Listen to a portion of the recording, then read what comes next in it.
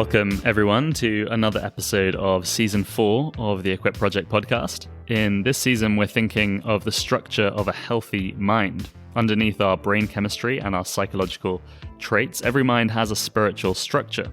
There are some deep beliefs about God and about ourselves that can bring stability and strength into a Christian's mental life.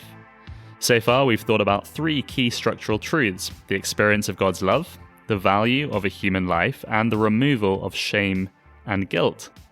Today we're going to think about confidence in the future. We'll be asking the question, on what does my confidence rest? Why can I be confident about the future? To help us get into this conversation, Jim, I want to ask you why the question of confidence is important for a healthy mind. Well, sometimes I listen to young Christians describe their battles with anxiety, and I get the sense that their minds are a bit like a restless sea, churned up, an endless morass of dangerous cross-currents. There's no quietness, no rest. And counsellors often do their best to calm the waves, if you like. But it seems to me the real answer is eventually to get back to dry land and stand on the unmoving solidity of rock and soil. In Psalm 42, the author is in terrible mental turmoil. He can't understand why his soul is so disturbed within him. And he says, "Deep calls to deep in the roar of your waterfalls. All your waves and breakers have swept over me." Now, the psalmist goes on. He knows that God is his rock, but he feels as if God has forgotten him. So that's a picture of someone almost drowning in a restless sea who longs to stand on a solid rock. And it seems to me that this concept of confidence is the difference between being in the sea and being on dry land. I mean, ultimately, on what do I stand? When the storms come, when waves of doubt and anxiety come surging into my mind, am I like a lighthouse built securely on solid rock? Or am I like a cork that is tossed here and there by the sea? Now, it's probably important, Ollie, that I say that the transformation from a floating cork on the waves to a strong and secure lighthouse can take decades. There are no easy fixes in the battle for mental health. But in this conversation, we'll be talking about the construction of the rock on which one day every Christian can stand. And that's why the concept of confidence matters. That's an interesting metaphor, Jim, because often we just want God to calm the storm completely, to bring quietness. But you're saying that rather than focusing completely on calming the storm, we should think more strategically about finding rock-solid ground on which to stand whenever the storms come. And I guess the obvious question is this: how do we get past the analogy, the metaphor, to something real? Yes, I imagine that people troubled with anxiety can find these sorts of pictures a little bit irritating. I mean, they sound entirely plausible, but when the neurons in your brain are lit up like a Christmas tree, when you feel like there's a tiger in the room, they aren't much use. But remember that in this series, we're talking about long-term reconstruction of the mind at its deepest levels. So the fact that the lighthouse metaphor is of no help in the immediate term is actually irrelevant. That's not its function. Anyway, I'd like to develop this conversation along 3 lines, Ollie. First, we'll think about the problem with self-confidence. Then we'll discuss the foundation of real confidence. And that hard work will allow us to tackle the thorny problem of our view of the future, the development of hope. Okay, so our 3 lines of inquiry will be into self-confidence, real confidence, and the development of hope. Self-confidence can seem like a good thing. Sometimes people who are paralyzed by anxiety can feel envious of others who exude self-confidence. They can feel that life is a little unfair when they see other Christians seemingly just sail through life without a care in the world. I vividly remember one night, this is way back in the 1980s, when I got a flat tire and I was driving up the M2, you know, that big hill that leads up to Glengormley. It was my first car, and it was, of course, a complete wreck of a thing. And it was a freezing night. There was a blizzard blowing into my right ear as I jacked the car up and changed the wheel. And all the while, these big fancy cars sailed by, their occupants warm and snug inside their BMWs with heated seats. And I felt that life was unfair. Why was I broken down on the hard shoulder of life while these other people sailed by in comfort and ease? I think the man called Asaph felt a bit like that. He wrote Psalm 73. And he said, "For I envied the arrogant when I saw the prosperity of the wicked. They have no struggles. Their bodies are healthy and strong. They are free from common human burdens. They are not plagued by human ills." But we do need to be a little bit careful here. The lighthouse in the storm that I mentioned earlier isn't a picture of a self-confident person. In fact, as we'll see, self-confidence is the enemy of real confidence. Self-confidence is a fairly disastrous trait to have. The prophet Jeremiah draws that distinction when he says, "Let not the wise boast of their wisdom, or the strong of their strength, or the rich boast of their riches. But let the one who boasts boast about this, that they have the understanding to know me." But we live in a culture that values self-sufficiency. We admire the strong, capable people who never need to lean on anyone or anything. They have all the resources they need within themselves. Yeah, the Bible gives us a detailed case study of a group of people who were self-confident. I'm thinking here about the Christians who made up the church at Corinth. Paul spends the first 4 chapters of 1 Corinthians dealing with the problem of self-confidence. You see, the Corinthians thought themselves to be wise and powerful and wealthy. They were self-sufficient people. And that fault produced all the problems in their church: the division, the immorality, the misuse of Christian liberty, and their disloyalty to Christ. Some of the mistakes that church made are very similar to mistakes we can make today. They put their faith in impressive-looking leaders, men with big personalities, because they really valued self-confidence. And that's very contemporary, isn't it? I mean, just think of the stories we've heard in the past few years about Ravi Zacharias or Jonathan Fletcher or even Mark Driscoll. Even when we set aside those problematic cases, you see the same desire to look up to people with big personalities and followings. The Corinthians said, "I follow Apollos," or "I follow Paul." Today we say, "I follow Tim Keller or John Piper." Now, those are all good servants of God, of course, but the desire to place our trust in mere men is a sign that we place our confidence in men. And Paul undermines that sense of self-confidence by talking about the gospel of Christ. He says, "For the message of the cross is foolishness to those who are perishing, but to us who are being saved it is the power of God. For it is written, I will destroy the wisdom of the wise, the intelligence of the intelligent I will frustrate." Yeah, his big argument is that the cross of Christ was designed by God to break man's confidence in man. No one explained that better, of course, than the person who wrote, "When I survey the wondrous cross on which the Prince of Glory died. My riches gain I count but loss, and pour contempt on all my pride." Now, the reason I mentioned the self-confident Corinthians is that I suspect many anxious believers, if they met those old Corinthians, would secretly have wished that they were like them. I mean, wouldn't it be great to feel self-sufficient and confident in one's own abilities and capabilities? I mean, it'd be like driving a BMW with heated seats instead of a clapped-out Ford Fiesta. Now, that point forces me to address a slightly difficult issue. We shouldn't imagine that people who feel self-confident and self-sufficient are conceited egotists, and those who feel their lack of those qualities are humble and godly. If I look enviously at someone who is self-confident, then I worship at the altar of that same God as my self-confident brother. I mean, I'm trying to think how to illustrate this. Maybe the best way is to begin talking about the sin of materialism. Okay? So you must never fall into the trap of thinking that wealthy people are materialists and poor people are not. Some of the worst materialists I know are relatively poor, but they are riven by envy and covetousness. They don't have wealth, but they spend their lives wishing that they had. So they are materialists at heart. So let's apply that. Allow me to say in all gentleness that anxious believers who are acutely aware of their own inadequacies can still be conceited and self-centered. Their longing for self-sufficiency and their envy of those who have it demonstrates what they think is truly valuable in life. We've thought so far about the dangers of self-confidence. Self-sufficiency is never going to be that lighthouse on the rock that can stand unmoved in the storm. In biblical thought, what is the basis for real confidence? Okay, so we're starting the second line of our argument here. The short answer is that the rock we've been talking about is a piece of logic. It's a logical argument that is utterly unassailable. And to explain it, I want to read some verses from Romans chapter 5. Just 4 verses, starting at verse 6. The apostle says this: "You see, at just the right time, when we were still powerless, Christ died for the ungodly. Very rarely will anyone die for a righteous person, though for a good person someone might possibly dare to die.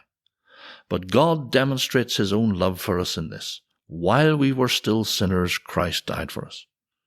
since we have now been justified by his blood, how much more shall we be saved from God's wrath through him? For if, while we were God's enemies, we were reconciled to him through the death of his Son, how much more, having been reconciled, shall we be saved through his life? Now, in those verses, Paul is talking about the state we were in when Christ died for us. And I can remember a preacher once asking his congregation to list out the 4 terms that Paul uses. And I did something I almost never do, and that is to mark my Bible with some underlining. And here are the 4 words I underlined. Paul says we were powerless, ungodly, sinners, and enemies of God. Now just think about that. What state were you in when Christ died for you? When he sweat drops of blood in the Garden of Gethsemane and considered the terrible cup of God's wrath that he must drink on your behalf to save you. What state were you in? You were his enemy. You were an ungodly, helpless sinner. And Paul argues that if God loved us while we were still his enemies, and Christ died for us while we were still his enemies, if then we make our peace with God through Jesus Christ our Lord, we may be utterly certain and unshakably confident in the logic of the consistency of the love of God. Having pardoned us for Christ's sake when we were sinners, we can be equally confident that he will not leave us until he has brought us to humanity's true destiny of glory. And Paul makes a very similar argument in chapter 8 when he says of God the Father, if God is for us, who can be against us? He who did not spare his own Son, but gave him up for us all, how will he not also, along with him, graciously give us all things? That's right. He's deploying exactly the same piece of logic there, isn't he? It's the logic of the consistency of the love of God. I mean, if I might dare to ask this question, when might our salvation have been in jeopardy? Well, it would have been in the garden, when Christ contemplated the horrors that lay before him in order to pay the moral debt that we had incurred. He prayed, "My Father, if it is possible, let this cup pass from me." But Father and Son went on together. They paid the price. So now, having paid the price, and having won our hearts so that we're now reconciled to God, we're at peace with him, it is inconceivable that God's plan to bring us to glory is in doubt. So that, Ollie, is the rock on which we stand. The rock is the logic of the consistency of God's love. It is the ground zero of the Christian worldview. It allows us to be certain and unshakably confident about the future. And that's the opposite of how many non-Christians think of faith. The Danish philosopher Søren Kierkegaard famously said that if we choose faith, we must suspend our reason in order to believe in something higher than reason. He argued that faith was necessarily unreasonable. Yes, he took that story from Genesis 22, where Abraham is asked to sacrifice his son Isaac on Mount Moriah. And Kierkegaard explains Abraham's faith as a leap beyond reason. But in fact, Abraham was driven entirely by logical reasoning. He wasn't being asked to sacrifice an ordinary boy in an ordinary way. He knew better than anyone that Isaac's birth had been an utter, complete miracle. It was that miracle which had convinced him that God's promises always held true. And the book of Hebrews tells us that Abraham reasoned out, go and look it up if you don't believe me. Hebrews says that Abraham reasoned out that God would perform another miracle so that his promises could be fulfilled through Isaac. So Abraham used logical reasoning. He didn't leap beyond logic. That moment in Genesis 22 when Abraham is about to sacrifice Isaac gets to the very heart of this confidence we've been talking about. Everything Abraham had in this world, his sense of purpose and significance, the entire meaning of his life was bound up in Isaac. Yet God called him to sacrifice Isaac. He had to get to the point where he understood that when everything else in this life is gone, there is God. Yeah, it's an amazingly powerful idea, that, isn't it? And you can apply that dramatic picture to the topic at hand. I sometimes ask a young Christian who's tortured with anxiety or depression, which is the more basic? Your brain chemistry or the love of God? In other words, what is the ground zero of your existence? When you think about it, the idea of resting your entire existence on something that can't be seen, on the logic of the consistency of God's love, that is actually a daring move to make. But it is an essential move that we have to take. And let me explain why. Consider in years to come that you are diagnosed with Alzheimer's disease. Your brain starts to atrophy and die. All the synapses get clogged up with malignant proteins. Is that the end of your existence? Is your personhood being destroyed? Well, if brain chemistry is the root of your existence, then the answer to that question is yes. But if you stand on the rock that is the consistency of God's love, then you can be confident that God will bring you home to glory. The work of Christ on the cross won't be thwarted by a few proteins clogging up the brain.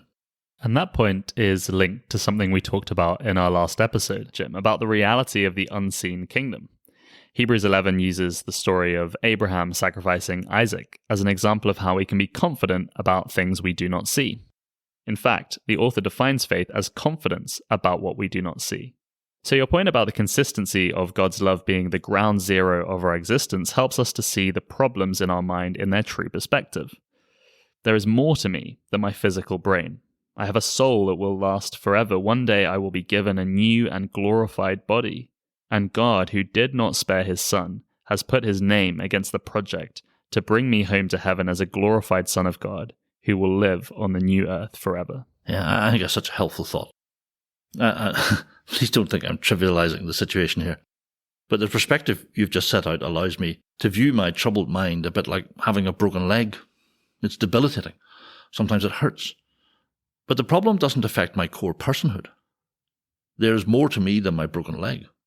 Someone who struggles with depression and anxiety needs to become convinced that their core personhood is not built out of their brain chemistry. There is more to me than a set of personality traits. But deep down, far too many of us think like that. We treat the Christian teachings of a soul and an unseen kingdom as sort of fluffy, abstract stuff. But the reverse is true. It's the unseen kingdom that's the truly solid and permanent thing. This temporary old world, including the molecules that make up our brains, will get burned up and refined by fire one day. So make sure you stand on a rock that has a better chance of survival than physical molecules. So we've thought about the problems of self-confidence and the ground zero of real confidence. But we've one more thing to talk about, Jim. We entitled this episode Confidence in the Future. So we are deliberately raising the difficult question of hope.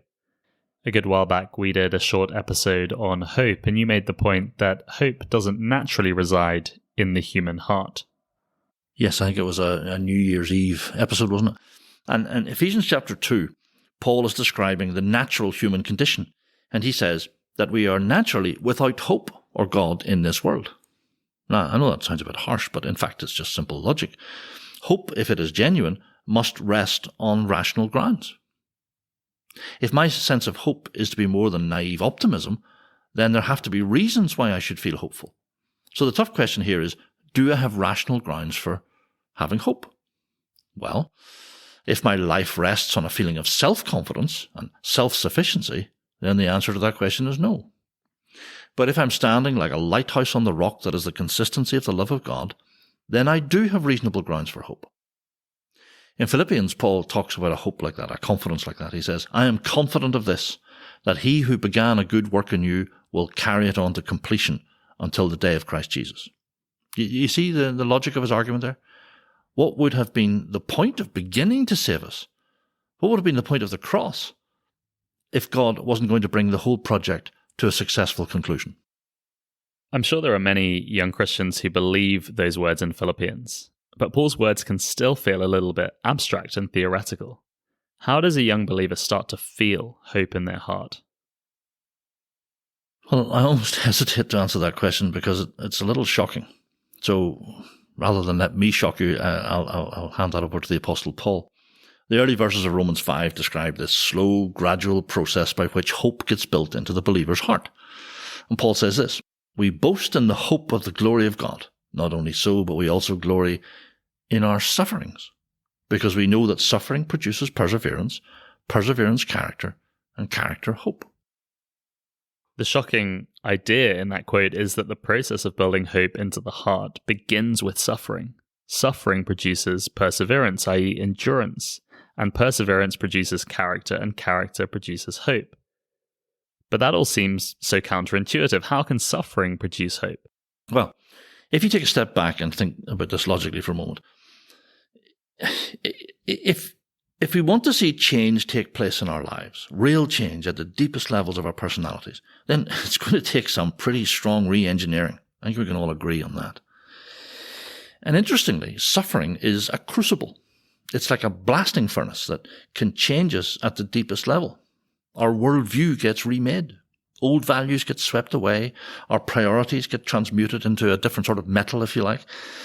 But perhaps the biggest change is that the unseen world starts to become more real to us. And our vice-like grip on this temporary old world starts to loosen. Suffering grips us with the truthfulness, the sheer reality of the Christian story. And the deeper that conviction sinks into us, the more understanding we get about life now and in eternity. All those, slightly hazy, speculative ideas about the unseen kingdom and life after death, suddenly, when we suffer, we find those things to be substantial and tangible. And once we come out of the crucible, or sometimes even when we're still in it, we suddenly realize that the heat and the pressure of suffering has produced hope in our hearts. A cynic listening to you might argue you're just being escapist, Jim. Life down here is tough and miserable, so you start to daydream about a wonderful life on the other side of death. Well, that criticism is based on a misunderstanding of Christian hope. Christian hope is not completely futurist. It makes sense of the struggles we have in our daily lives. I have hope that God is building me into something that will be useful in the world to come. Every little battle builds more of Christ into my character. That was Paul's argument, remember.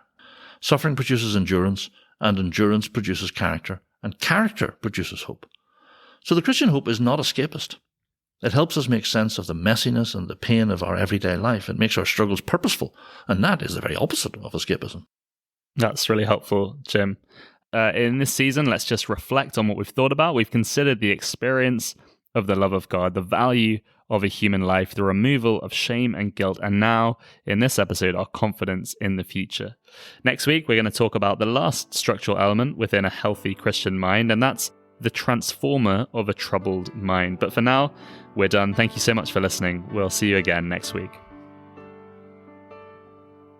Oh Lord, my rock and my redeemer, greatest treasure of my longing soul, my God, like you